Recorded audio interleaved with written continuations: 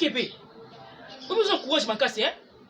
Depuis quand on se peut pas bien qu'on a on se peut qu'on pas mikie na bien te wana apozo kele. Hein?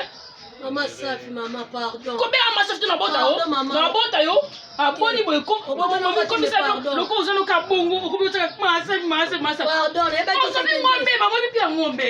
O bi ngombe ya combien? E bi pina ngoto pardon lingi sangai. Sko bi pina ngoto sko sa mo pole. O bi ko pole. Na so bien on en côté maman na kitaki nzumo na simu moto na matsa ba. Eh, ya ko ki bo pole za passer hein?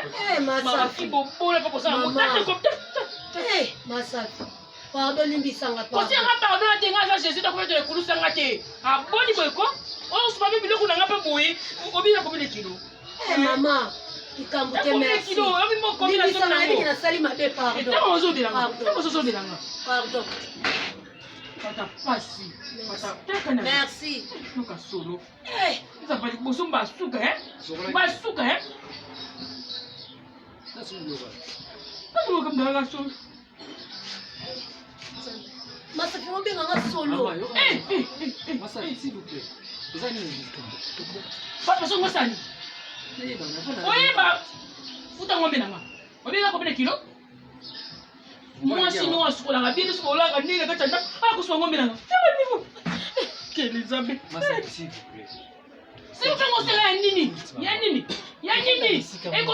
Et donc, comment déjà fait? T'as les cas. T'as les cas. T'as la couleur de la côte. Tu peux m'amener maudit. Masa ngomba combien? Je voulais aller en gombété. Na moi t'as pas si pour aller en gombété.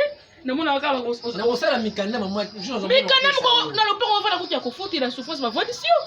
Oh, c'est mon colline. C'est ma comme ko chola makasi moi maman li kwa. Maman, futa ngombe. Eh, ma Safi. Futa ngombe. Futa bandi ko tofoni le ko maman. Na usanga kanda pour futa ngombe na ngombe moté. Pourquoi mama bokite?